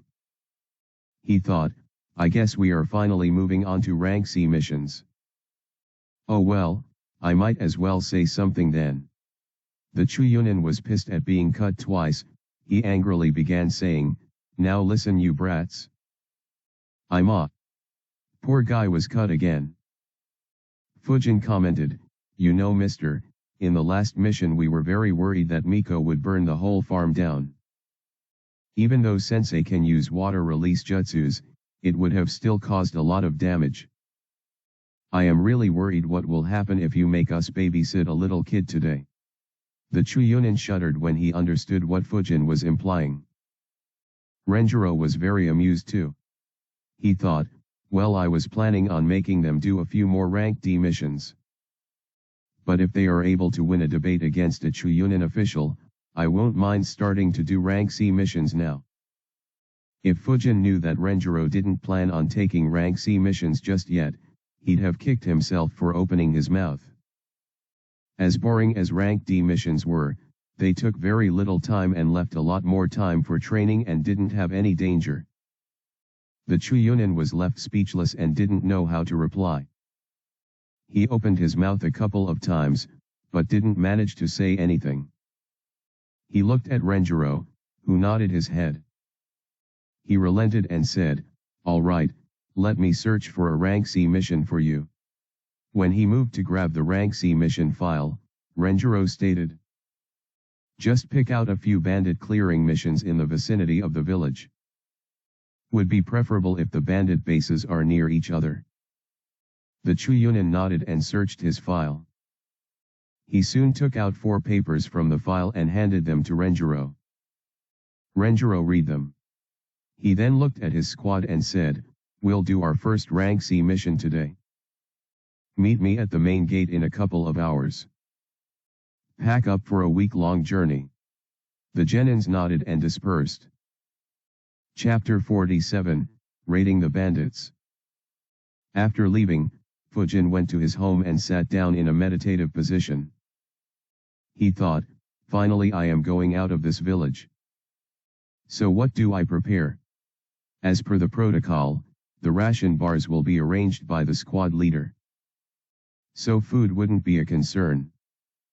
Though I suppose I should pack up the ration bars I have with me as well. Regarding the weapons, I still have the stock that the academy had provided us with. Though some of them are damaged. I guess I should buy 12 shurikens and 3 kunais. That'll cost me 7k ryo. I probably should buy a couple of explosion tags too. That'll be most of the money I earned from missions. Yeah, money, I need to carry all my money with me preferably. It can go in the spare waist bag. Of course I still carry the stock I had purchased earlier and always carry them with me. As for the swords, I guess they'll be hanging on my waist. Though I do have the wristbands, explaining where I got them will be troublesome. So I'll let them be in my spare waist bag. He then meditated for half an hour, and then got packed up to leave the house. On his right leg, he had a leg pouch. It had 6 shurikens and 2 kunais. In addition, it also had 48 shurikens, 6 normal kunais and 6 kunais with explosion tags attached to them in the seals in it. On his waist, he carried his waist bag. He had 8 shurikens, 3 kunais and a small scroll in it. The scroll contained basic items like rope, tape, wire, and first aid kit. The bag had 7 storage seals on it. In one he had stored his spare waist bag and leg pouch. Another had his stock of ration bars. There was an additional first aid kit in one. The fourth seal stored a few bottles filled with drinking water in it. The remaining seals were left empty for now. He then visited a weapon shop to get the stuff he wanted to buy. After buying them, he visited Ichiraku for an early lunch. He then went to the main gate, and sat on a branch of a nearby tree. Hoka and Miko arrived around 15 minutes before the couple of hours were up. On arriving, they both spotted and approached Fujin. Fujin thought, wow, talk about being excited. Renjiro arrived 5 minutes after them. Renjiro asked, are you guys prepared? Everyone replied in sync, yes sensei. Renjiro then grabbed 3 scrolls from his bag and tossed one to each of his students. They began wondering, what's in the scroll? Renjiro said, this is a gift from me to you guys. Each scroll contains 100 shurikens, 24 kunais, 6 giant shurikens, 12 explosion tags and 60 packets of ration bars that will expire after 12 months. Fujin, your scroll has a couple of spare swords too, though they ain't as good as your current swords. I don't know what protocols they taught you, however, this is the least you should always carry with yourself while leaving the village, irrespective of what you expect your team leader to carry. The kids were a bit shocked by this gift. Especially Fujin. His mind went blank for a second as he quickly calculated, 100-300-100k. 24-72-72k. 6-18-54k. 12-36-27k. That's worth over 250k ryo. And that's without considering the swords and the ration bars. Was I wrong about him being shameless? Everyone quickly thanked Renjiro for the gift. Renjiro continued, though I have gifted this to you, from here onwards, you'll be responsible for maintaining this stock. So don't waste them, and refill them after you complete your mission. Of course don't be a miser with them. Your life and the mission is more important. All 3 kids nodded. They then left the village. Renjiro said, our mission is to clear a few bandit bases around Shakuba town which is northwest of Konoha. He then asked, do you have your training seals activated? All the 3 kids nodded. Renjiro said, deactivate them. Never keep those training seals active outside Konoha. You never know who is out there to kill you, and those seals could become the reason for your death. Fujin and Miko nodded, but Hoka asked, "But sensei, can't you just protect us from any such danger? It seems a waste to not train our body during this journey." Renjiro shook his head and said, "There are many ninjas who are stronger than me in this world. And there are numerous hidden jutsus. Even I can't protect you from every sneak attack. It'll be up to you to dodge or block them." Hoka nodded and deactivated his seal. Renjiro said, "With that out of the way, let's run. We'll move in a kite formation. Fujin, you take the lead, Miko on the right, Hoka on the left, and I'll take the rear. And move fast. Let's get there in a few hours." As soon as they received the instructions, they moved into the formation. Fujin stood ahead. Miko stood 2 meters to his left and behind. Hoka did the same, but on the right side. Renjiro stood around 6 meters behind Fujin. The squad then began moving at a high speed, while maintaining those distances. By 3 p.m., the team reached Tsukuba town. On entering the town, Renjiro said, "We'll do the mission tomorrow. For now, let's rest in an inn." The kids nodded and followed him. On the way, Fujin noted, This town feels a bit familiar. But I don't recall where I saw it. Was it shown in Naruto? Sigh, I barely remember any scenery now." Renjiro led the squad into the town. Fujin, Hoka, and Miko noticed that the town had a lot of inns. They also noticed a couple of gambling houses, and an area that had lots of games with prizes for winners. However, Fujin noted a peculiarity. He observed, "Every game here is based on luck. No game requires any skills. I guess it makes sense though. Making games like that is just asking to loot themselves in this ninja world." Finally, Renjiro entered an inn. Miko thought, finally. After skipping past 13 inns. When Renjiro began chatting with the innkeeper, Fujin noticed, "Oh, he seems very familiar with the innkeeper. Is that why we skipped so many inns?" After discussing with the innkeeper, Renjiro approached the trio. He handed each of them a key and said, "These will be your rooms. Stay in the inn. I'll scout out a bit and return in a couple of hours." After Renjiro left, Miko asked, "So, what should we do now?" Fujin sighed and commented, "I'd have liked to tour this town, sadly he asked us to stay in the inn." Hoka added, "Yeah. And we can't even train physically." Fujin said, "Let's just retire to our rooms and meditate. Tomorrow will be our first instance of real combat." Everyone nodded and retired to their rooms to meditate and rest. Renjiro returned in the evening and took everyone out for dinner. Next day, 8 a.m. in the morning, the squad assembled outside Renjiro's room and moved out. Their first target was located around 25 kilometers to the west of the town. After reaching there, Fujin sensed something.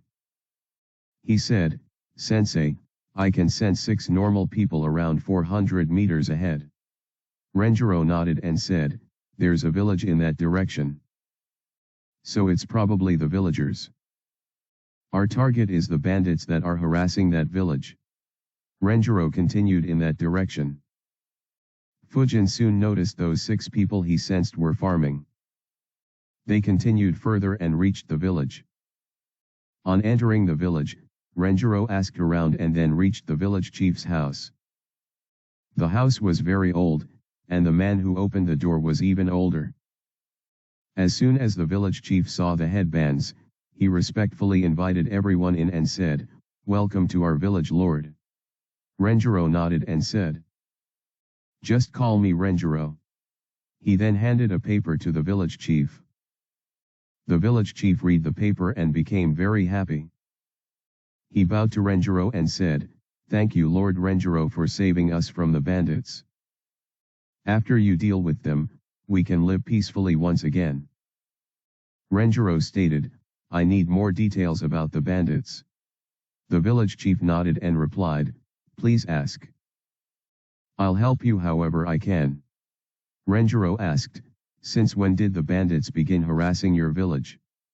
The village chief answered, around 9 months back. Just before our harvest in the previous year. However, they became a lot more aggressive in the past couple of months. Renjiro continued asking, I see. And what crimes have they committed? The village chief answered in a shaking voice, initially, they just stole our crops and money.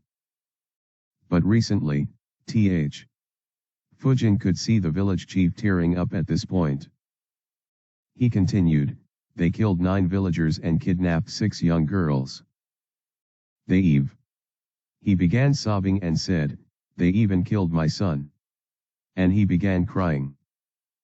Renjiro was about to calm the old man down, however, the old village chief quickly controlled himself and showed a face of determination. Fujin was very surprised, he thought, admirable. To have this strong determination despite not being a ninja. Seeing the look of determination on the old man's face, even Renjiro was impressed. He asked, how many bandits are there and from where do they attack you?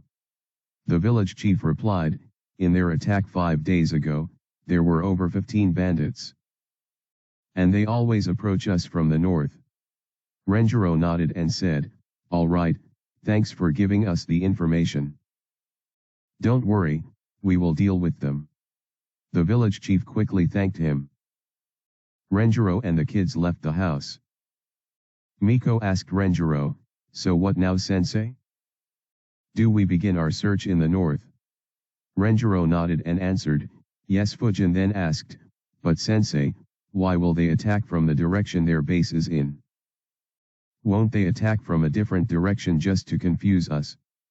Renjiro shook his head and replied, these are just common bandits. I doubt they have enough smarts to think about something like this. If they were smart enough, then they wouldn't have killed the villagers or kidnapped girls. They then moved towards the northern part of the village. They noticed that a few houses were burnt. Renjiro commanded, Miko, use your Sharingan to see if you can find any tracks they left behind.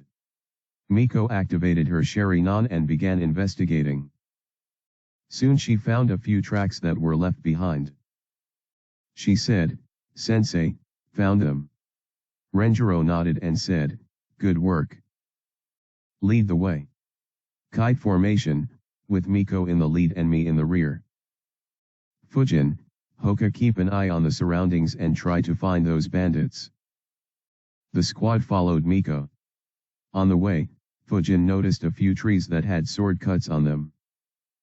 After traveling around 3.5 kilometers to the north, Fujin said, Hoka, check 500 meters to the northwest. Hoka activated his Byakugan, and soon said, Sensei. Found them. Renjiro nodded and the squad traveled in that direction. On reaching there, they saw that there was a small hill with a cave in it. On the entrance, there were 2 bandits guarding the entrance.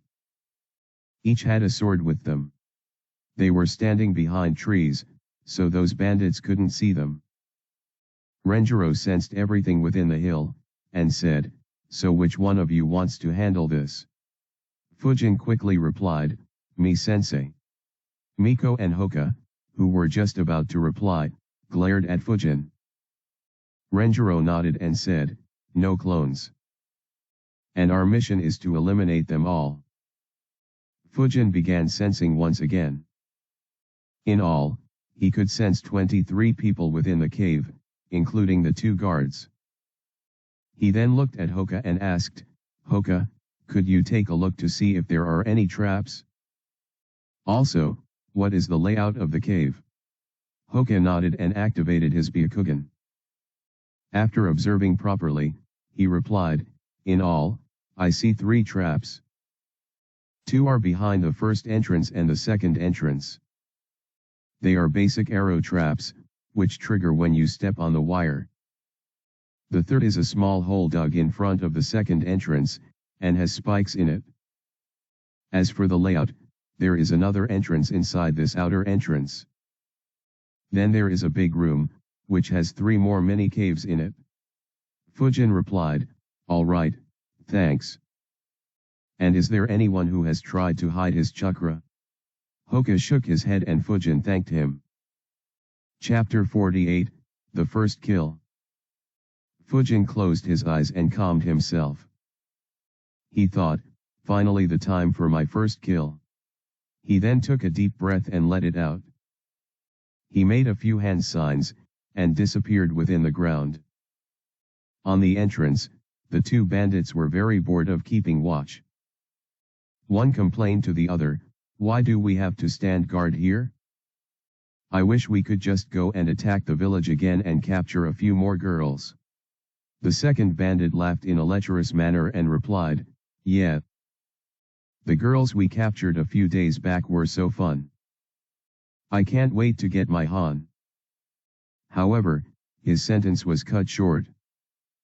While he was talking, a sword appeared out of the ground and moved towards his waist, a sword enhanced by chakra flow. Before either of the bandits could notice, the sword cut through the waist of one bandit, and split him in 2. He died without even knowing how. The remaining bandit panicked. His arm subconsciously moved towards his sword. However, before he could even grab his sword, his head was separated from his body.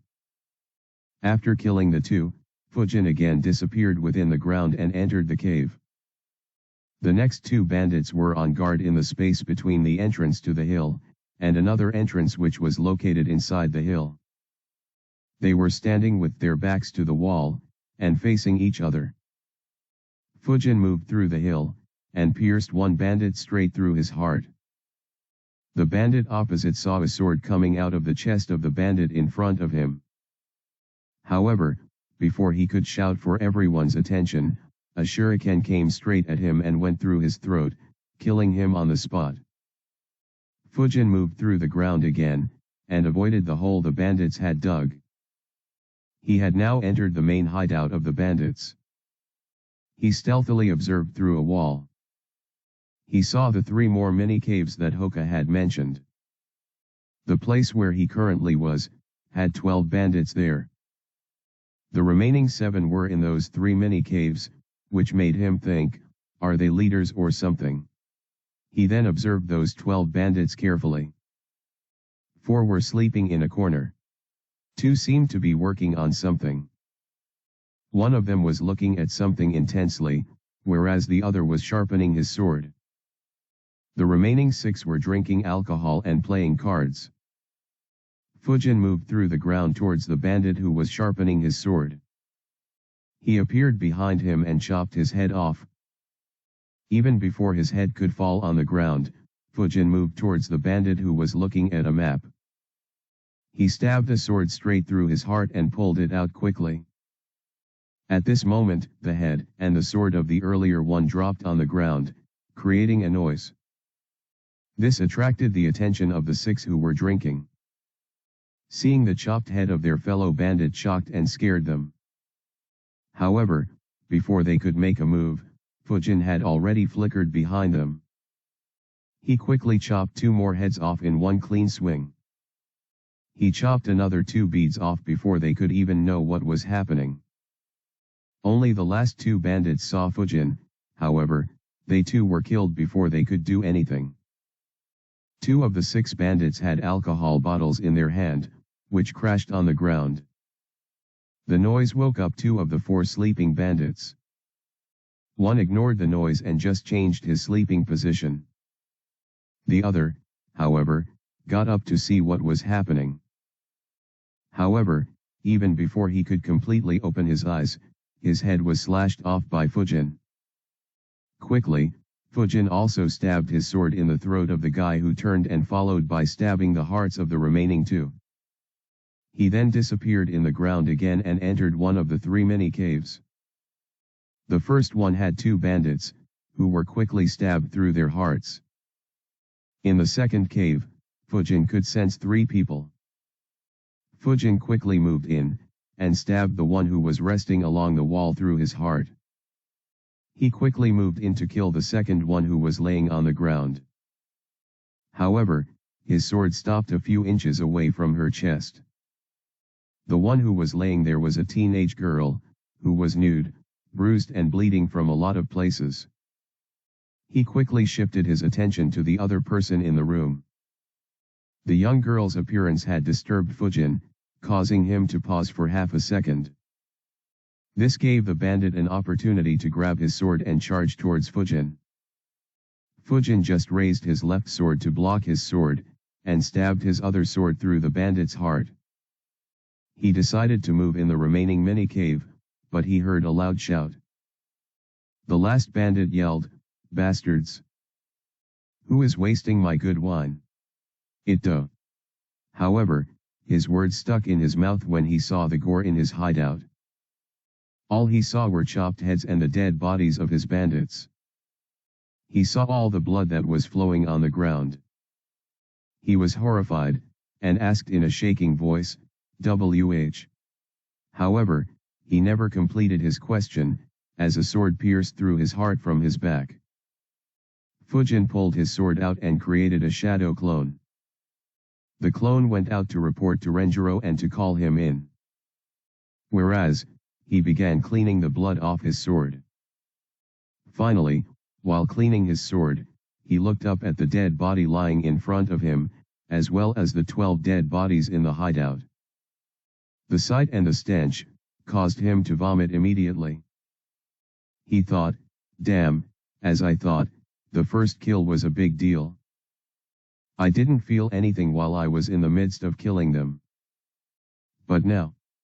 He vomited more and shivered at what he had done. As soon as he began vomiting, Renjiro's shadow clone popped out of the ground and asked, "Are you fine?" After Fujin was done vomiting, he nodded his head. He got up and sat in a corner.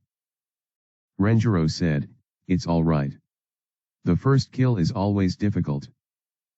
In the future, you'll have to kill a lot more." Fujin nodded. Renjiro said, "Close your eyes, and calm yourself." Fujin listened to Renjiro and closed his eyes and began clearing his mind. At that time, the clone reached Renjiro and reported the success of the mission to him. Renjiro then brought Hoka and Miko to the cave. When they reached the entrance, Miko and Hoka finally got a very clear view of the dead bodies and smelled the stench. Hoka resisted his urge to vomit, however, Miko couldn't and she vomited on the spot. Renjiro saw that, however he didn't say anything. Renjiro used Earth Spear Jutsu to disable all the traps and said, "Follow me." They followed him to the interior of the cave. Miko and Hoka tried their best to ignore the 2 dead bodies there. However, after entering the main hideout and seeing the 12 dead bodies and a few heads, they couldn't bear it. Miko vomited again and Hoka too vomited this time. Renjiro waited for them and said, "These are just dead bodies. People who were killed by someone else. How will you become a ninja if you can't even stop yourself from vomiting? How will you become a ninja if merely the sight makes you drop to your knees?" Those words forced Miko and Hoka to toughen up and they stood up. Seeing that Renjiro had calmed Hoka and Miko, his clone dispelled. Renjiro then brought Miko and Hoka to the mini-cave where Fujin was. Sensing them, Fujin got up and looked at them. Renjiro was impressed with Fujin. He thought, "Excellent." To gather himself and calm down so quickly after his first kill. He then looked at Miko and Hoka, who looked determined, and thought, "These two should perform well too." Fujin said, "Sensei, there's a girl in the cave besides this one." Renjiro nodded and led his team there. The gruesome sight made the genins wince their faces. The girl laid bare without any clothes. She was bleeding from her private parts. She had multiple sword cuts all over her body which were bleeding. On her left hand, 2 fingers were cut, and on her right leg, 3 toes were cut. There were even some burns on her. Even Renjiro sighed at that sight. He thought, I didn't want them to see something like this so early. Renjiro then said, Fujin, Hoka, wait outside this cave. Miko, apply her first aid. Fujin and Hoka left the cave, while Miko took out her first aid kit and began cleaning her wounds and applying bandages. Outside, Hoka asked Fujin, you alright? Fujin nodded and replied, I didn't think the first kill would be so hard to adjust to. Hoka sighed and said, I was warned repeatedly by my parents. There were a few ninjas, who after their first kill, couldn't even continue as ninjas. He then looked at the dead bodies and stated, you are strong Fujin. Fujin smiled and said, thanks. But you should prepare yourself. Tomorrow, or the day after, it'll be your turn. Hoka nodded grimly. It took Miko around 25 minutes to fix the girl. Renjiro then carried her out. He then looked at the girl and said to his students, ensure that you become very strong, so that such a misfortune doesn't befall you. The genins could hear an uncharacteristic sadness in Renjiro's voice. They all replied with determination, yes sensei. After leaving the cave, Renjiro made a clone. The clone grabbed the 2 dead bodies outside the cave, and tossed them inside. He then used earth wall jutsu to seal the entrance to the cave. Fujin asked, Sensei, don't we have to give any proof to the village chief about completing the mission? Renjiro shook his head and said, not on rank C missions that require elimination of bandits. Proof is required for assassination missions. If the heads of the bandits are given to the village, then more bandits will target the village in the future. Renjiro then said, let's go back to the village. On the way, Fujin asked, Sensei, have we eliminated all the bandits? What if there are any who weren't in the space? Renjiro shook his head and said, doubtful. You can sense up to half a kilometer and still didn't find anyone. Even if there are 1 or 2 outside, seeing that their fellow bandits are dead, they won't cause any more trouble for the village. Anyways, we were told that there were over 15 bandits, and we killed 22. That's more than enough for completing our mission. However, Miko argued back, but Sensei, in that case, won't the criminals roam free? What if they were responsible for torturing this girl? What if they join some other bandits, and continue doing this? Renjiro replied, our mission was to eliminate the bandit group harassing the village. Anything further isn't our responsibility. However, Miko wasn't convinced and she glared at her sensei. Renjiro sighed and said, just killing off an entire bandit group doesn't mean that more won't appear. In a couple of years, another group will be formed. This isn't something you or I can change. So searching for any bandit not in the hideout is pointless. If they join some other group, they'll die when we get the mission to eliminate that group. Miko was still unconvinced, but she stopped arguing. Fujin sighed internally thinking, no matter the world, the cruelty of humanity always exists. It's many times worse in this world than in my previous world. To torture and mutilate this girl for nothing but fun and amusement. I can't even imagine what they did to the other girls they kidnapped. He then glanced at Renjiro and thought, Konoha. It is reputed to be a very peace-loving village, led by a Kage who propagates peace. Of course, anyone with little brains can see that Konoha is nowhere near as peace-loving as it claims to be. The mere existence of root throws that claim in the trash. However, there's no denying that it still is more peace-loving than the other 4 great villages. Still, it engages in such a practice. While it's true that finding other bandits will be a pain in the ass, it still won't be very difficult. Now these bandits will form a bandit group in the future and become its leaders. In the future, they'll again target this village, and the village will again send a mission to Konoha. This cycle will ensure that this village will always need Konoha's help and will always feel indebted to Konoha. Similarly, every village in the Land of Fire will feel indebted to Konoha. Thus, a pressure will be maintained on the daimyo to keep supporting and perhaps funding Konoha. Such a simple way to maintain influence. It doesn't cost Konoha anything, but costs dozens of lives to each of these villages. Sigh, if the most peace-loving village is so brutal and cruel, I wonder what a cruel village will be. He then let a breath of air out and thought, well, whatever, it doesn't exactly concern me.